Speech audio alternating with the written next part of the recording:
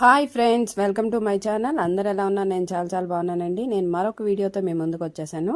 నేను అంతకుముందు వీడియోలో చెప్పాను కదండి, అన్నవరం వెళ్తున్నామని. ఇంక ఇక్కడ ట్రైన్ వచ్చేసింది. ట్రైన్ ఎక్కేసాము నేను, దీపు. ఇంకా ట్రైను జన్మభూమి కదండి, 3.5 అవర్స్లో మేము అన్నవరం చేరుకున్నాము. ఇంకా అక్కడికి వచ్చేసాక రూమ్ బుక్ చేసుకున్నామండి. ఈయన ఫ్రెండ్ ద్వారా బుక్ చేశారు. అయితే ఈవినింగ్ 4:30 వరకే అనమాట. మేము రూమ్కి వెళ్ళేసరికి ఆల్రెడీ 10-15 మినిట్స్ అవుతుందన్నమాట. ఇంకా అక్కడికి వెళ్ళి ఫ్రెష్ అయిపోయామన్నమాట. ఫుల్గా ఫ్రెష్ అయిపోయి ఇక దైవ దర్శనానికి వెళ్ళిపోయాము. అలాగే రూమ్ దర్శనానికి ముందే సత్యనారాయణ స్వామి వారికి కథ చేయించుకోవడానికని ఇంకా టికెట్స్ అయితే తీసుకున్నామండి. టికెట్ ఎంత అంటే 300 ఉంది, 1000 రూపీస్ ఉంది. ఏదైనా సరే ఒకటే విధంగా ఉంటుంది పూజ అయితే అనేసి మా ఫ్రెండ్ అన్నది. మీకు ఏది నచ్చినా పర్వాలేదు, ఏది తీసుకున్నా పర్వాలేదు అని అన్నారు. అందుకని మేము 300 రూపీస్దే తీసుకున్నాము పూజ టికెట్. వ్రతం అయితే అందరితో పాటు కలిపి చేశారండి. పూజా సామాగ్రి మాత్రం మనం తెచ్చుకోవాలి. వ్రతానికి సంబంధించిన కొబ్బరికాయలు కానీ, పళ్ళు, పువ్వులు అవి తెచ్చుకోవాలి. పసుపు, కుంకుమ, ఏంటంటే రాగిది బిళ్ళలో కాయిన్ రూపంలో ఇస్తారండి స్వామివారి ప్రతిమని. ఆ ప్రతిమకి పూజ చేసుకోవాలన్నమాట. తర్వాత మనం పూజ అంతా అయిపోయినాక ఆ రాగి ప్రతిమని మనం తీసుకువెళ్ళిపోవచ్చు అనమాట. ఇంకా సత్యనారాయణ కథ అయితే చాలా బాగా జరిగిందండి. సామూహికంగా అయినా సరే బాగానే జరిగింది. ఆ తర్వాత అది ఒక గంటన్నర పట్టిందండి. ఆ తర్వాత మేము దర్శనానికి వెళ్ళిపోయాము. దర్శనం కూడా చాలా బాగా జరిగింది. దీపుకి నాకు కూడా చాలా బాగా జరిగింది. అక్కడ పంతులు కూడా దీవించి 1 అవర్ కన్నా ఎక్కువే పట్టిందండి టైము. కానీ చాలా బాగా విడమర్చి చెప్పారు. అక్కడ ఉన్న పంతులు గారు కానీ, వాళ్ళు కానీ, వాళ్ళ బృందం చాలా బాగా ఏర్పాట్లు చేశారు. ఏమంటే పూజా సామాగ్రి అవన్నీ వాళ్ళే ఇస్తారనమాట. మనము కథలకి సంబంధించిన కొబ్బరికాయలు, అరటిపళ్ళు, పువ్వులు ఇటువంటివన్నీ మనం తీసుకెళ్ళాలన్నమాట. ఇంకా అక్కడ నెక్స్ట్ అయిపోయినాక, వ్రతం అయిపోయినాక మేము గుడిలోకి దర్శనానికి వెళ్ళొచ్చాము. ఇది దీపు మెడలో ఉన్నది చూడండి, స్వామివారి దగ్గర వేసిన దండని దీపుకు వేశారనమాట. తర్వాత ఇంకా ఇక్కడ గోశాలను కూడా దర్శించుకున్నాం. గోశాల దగ్గర శ్రీకృష్ణుడుని ప్రతిష్ఠించారు. అక్కడ దాని చుట్టూరే గోశాల ఉందన్నమాట. ఇంకా అక్కడ కూడా కొంచెం ప్రదక్షిణలు చేసేసి దండం పెట్టుకొని ఇంకొచ్చేసాము.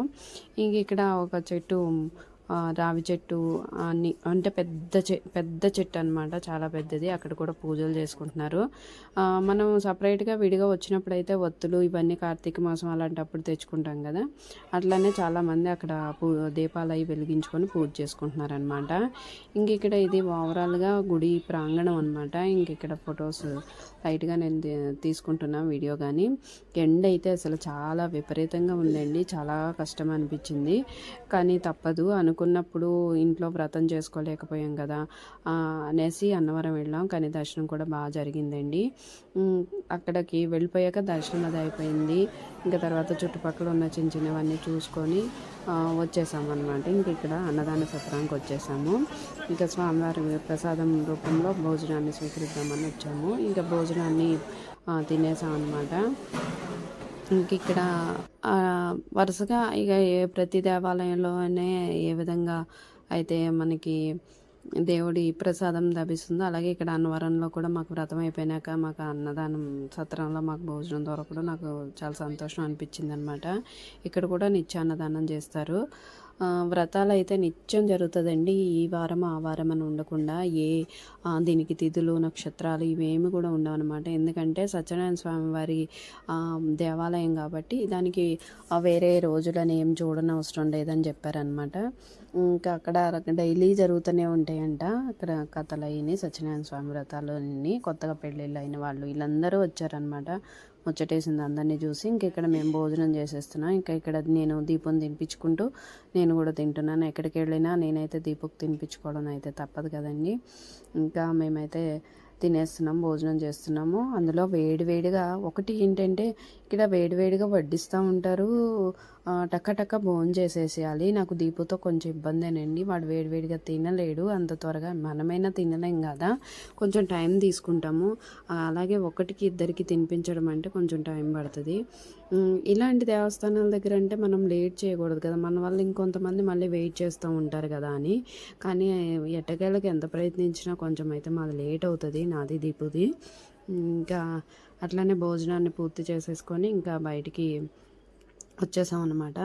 వచ్చేసాక ఇంకా మా ఫ్రెండ్కి ఫోన్ చేశాను. ఏంటంటే అన్నవరంలో మా ఫ్రెండ్ ఉంటుంది. వాళ్ళ వారు పౌరోహిత్యం చేస్తారనమాట. ఇక ఆయన కూడా అన్నవరం గుడిలోనే చేస్తారు. కానీ మా ఫ్రెండ్ వాళ్ళ ఫాదర్కి కొంచెం హెల్త్ బాగోక అది రాజమండ్రి వెళ్ళిందనమాట. అంటే మా ఫ్రెండు లలితా కామేశ్వరి రాజమండ్రి వెళ్ళింది. తను ఉంటే కనుక నేను వాళ్ళని కూడా కలవడం అవుదునమాట. ఇంకా అవ్వలేదు. మార్నింగ్ అక్కడ దిగాక కాల్ చేశాను. అంటే మా వారి వాళ్ళ ఫ్రెండ్ ద్వారా రూమ్ బుక్ చేశారు కదండి. అది అవ్వకపోతే ఇంకోటి ఏదైనా ఆప్షన్ కూడా అడుగుదామని ఫోన్ చేశాను అనమాట. మనకి అదృష్టవశాత్తు ఆయన వల్ల రూమ్ బుక్ అయింది కాబట్టి ఇబ్బంది లేకుండా అయిపోయింది. పర్వాలేదు, వేరే రూమ్స్ కూడా దొరుకుతాయి, ఏం ప్రాబ్లం ఉండదని చెప్పింది తను. ఇంక ఈ లోపల మా వారి వాళ్ళ ఫ్రెండ్ వల్ల దొరికిన రూమ్ వల్ల మేము సేఫ్ అయిపోయాం అనమాట. ఎందుకంటే పెళ్ళిళ్ళ సీజన్ కదండి, బాగా ఫుల్ రష్గా ఉంది. ఒకరైతే ఒక పెళ్లి వాళ్ళు అయితే 80 రూములు బుక్ చేసుకున్నారంట. ఇంక ఇక్కడ చూడండి లక్ష్మీనారాయణల విగ్రహాలు ఎంత పెద్దగా ఉన్నాయో, చాలా మంచిగా అనిపించింది. ఇంక ఇక్కడ కూడా చిన్న క్లిప్ తీసుకున్నాను. కానీ ఎండ అయితే విపరీతంగా ఉందండి, ఎక్కడ ముట్టుకోవడానికి లేదు. అందులో చెప్పులు వేసుకోవడానికి ఉండదు కదండి, చెప్పులన్నీ ఒక దగ్గర వదిలేస్తాం కదా. కానీ వీడియో షేర్ చేద్దామని నేనైతే వీడియోస్ తీసాను అనమాట. అందరికీ తెలిసే ఉండొచ్చు, కానీ అయినా సరే నా మెమరీస్ కింద కూడా నేను కూడా వీడియోస్ తీసుకున్నా. ఇదంతా ఆలయ ప్రాంగణం అనమాట. అసలు కాలు కింద పెడితే అయితే మొత్తం కాలుతూనే ఉందండి. అసలు చాలా ఇబ్బంది అనిపించింది. ఇంకా అప్పుడు అయితే నేను మా ఫ్రెండ్కి కాల్ చేశాను అని చెప్పాను కదా. అప్పుడు తను ఏం చెప్పిందంటే, గుళ్ళో సూర్యనారాయణమూర్తి వెలుతురు అదే నీడ ద్వారా వచ్చే గడియారాన్ని చూసావా అని అడిగింది. ఏంటి చెప్తున్నావు, సూర్యనారాయణమూర్తిది ఏంటి, గడియారం ఏంటి అని అన్నా. అంటే గుడికి ఒక ప్రక్కగా ఉంటుంది చూడు, ఇప్పుడు నువ్వు గోశాలకు వెళ్ళావా అని అడిగింది. వెళ్ళాను అని చెప్పాను. అక్కడ దర్శనం అయిపోయినాక ఆ పక్క సైడ్కే ఉంటుంది చూడు, ఒకసారి మళ్ళీ వెళ్ళి రామాలయం కూడా ఉంటుంది, అక్కడ ఉంటుందని చెప్పింది అనమాట. ఇంకా సరే నేను మా వారిని చిన్నోడిని మా దీపుని ఒక దగ్గర వాళ్ళు ప్రసాదం తీసుకుంటానని చెప్పారు. తీసుకొని రండి, ఈ లోపల నాకు మా ఫ్రెండ్ చెప్పిన దగ్గరికి వెళ్ళేసి వస్తానని చెప్పి దబదబ వచ్చేసాను. ఎందుకంటే మళ్ళీ ఎండ వేడి ఒకటి ఎక్కువ ఉంది, మళ్ళీ రూమ్ కూడా వెకేట్ చేయాలి 4:30 కల్లా, మళ్ళీ స్టేషన్కి వెళ్ళిపోవాలి. అందుకని అనమాట. ఇంకైనా సరే టైం ఉంది, కానీ మా వాళ్ళు ఎక్కడికి వెళ్ళినా గాబరా పెడతారండి, టెన్షన్ చేస్తారు. ఎక్కడైనా సరే పీస్ఫుల్గా కాసేపు ఉందామన్నా కూడా అయిపోయింది కదా పని, నడువు అన్నట్టుగానే ఉంటుంది అనమాట. ఇక్కడ చూసారు, ఇక్కడ నుంచి వ్యూ చూస్తే పక్కన ఉన్న చెరువో నదో అది ఐడియా లేదండి నాకు, అది కూడా కనిపిస్తుంది. 1-2 ఫొటోస్ తీసుకున్నాను. ఇంక ఇక్కడ నాకు ఒక యూట్యూబర్స్ కనిపించారనమాట, వాళ్ళతో మాట్లాడాను. మా ఛానల్ని మీరు సబ్స్క్రైబ్ చేసుకోండి అమ్మా అంటే హాయ్ చెప్తున్నారు, సబ్స్క్రైబ్ చేసుకోమని చెప్తున్నారు. అదనమాట. నెక్స్ట్ ఇంకా అక్కడ చూపించాను కదండి, అదేంటంటే మధ్యలో ఒక మొత్తం చతురస్రాకారంలో ఒక బండని ఏర్పాటు చేశారు. దానికేమో సెంటర్లో ఒక ముళ్ళులాగా అదే సిమెంటు టైల్స్ తోటి చేసింది తయారు చేశారనమాట. అదేంటంటే సూర్యకాంతి పడుతున్నంతసేపు ఆ నీడను బట్టి టైం తెలుసుకునేటట్టు ఆ పక్కన నెంబర్స్ వేశారండి. ఆ నెంబర్ మీద టైం పడుతుంది, అది ఎంత చాలా కరెక్ట్గా ఉందండి. ఆ టైంకి నా టైంలో 3:25 3:15 అవుతుందండి. అక్కడ దొరికిని నా టైంలోకి ఒక 5 మినిట్స్ తేడా వచ్చింది.